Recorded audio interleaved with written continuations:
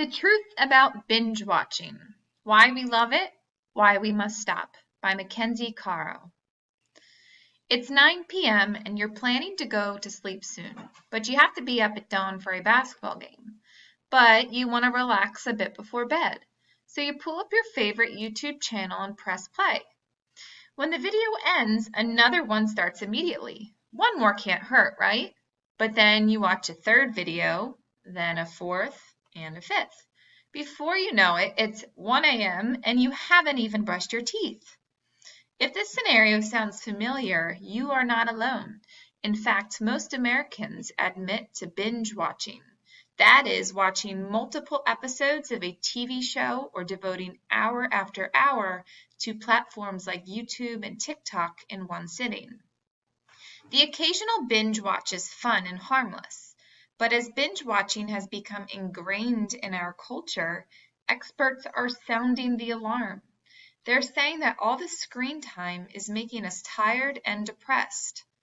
So why do we do it? And how can we stop? Your binging brain. When your parents were kids, there was basically one way to watch shows: on a television. Back then, most series released one episode per week. If a show ended on a cliffhanger, you had to wait an entire week in agony to find out what happened. Binge watching was possible only if you rented or bought VHS tapes or DVDs of the show after it aired. Today, we have streaming services such as Netflix, Hulu, and Disney Plus that provide access to entire seasons of a show. Thanks to these platforms, we don't have to wait a week or even a minute to find out what happens to Eleven in Stranger Things. We just click next episode. We don't binge watch simply because we can, though. We binge watch because our brains make it physically difficult to pull ourselves away. Here's the deal. When you feel pleasure, like when you bite into a gooey brownie or listen to your favorite song, your brain releases a chemical called dopamine. That chemical is also released when you watch a video you enjoy. Your brain really likes this rush of dopamine, so it eggs you on. One more. Our brains are not entirely to blame, however. Streaming platforms are designed in a way that keeps us watching. Autoplay, where the next video starts automatically, and commercial-free viewing options means our eyes stay glued to the screen. Binging all the time. Binge watching isn't all that bad. Zoning out with a good show can help you relax and take your mind off your worries for a while. And if you turn it into a special event, such as having friends over for a Supergirl marathon, it can be a fun way to socialize. The problem arises when we binge all the time. A 2017 study found that people who binge regularly are more likely to be chronically tired because they stay up later. They are also more sedentary. Numerous studies have shown that sitting for long periods of time isn't good for our physical health. Then there is the fact that we often binge watch by ourselves.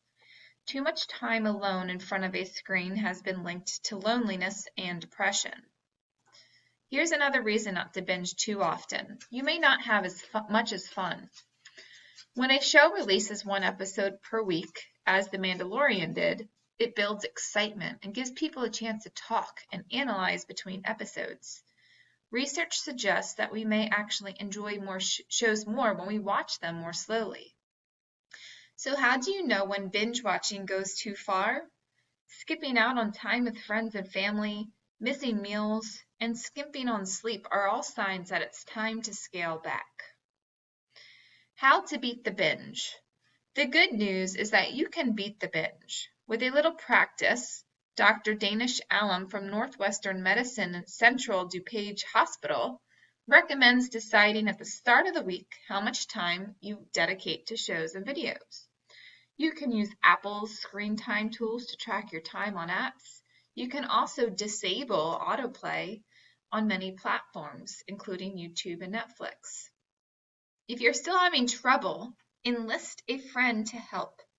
Plan a screen-free hangout on Saturday afternoons, for example. And when you do binge watch, take breaks. Walk the dog, kick a ball around, have a dance off between Mandalorian episodes, because yes, the entire first season is now available. And most important, turn off the screen 1 hour before bed. This will help you get a good night's sleep.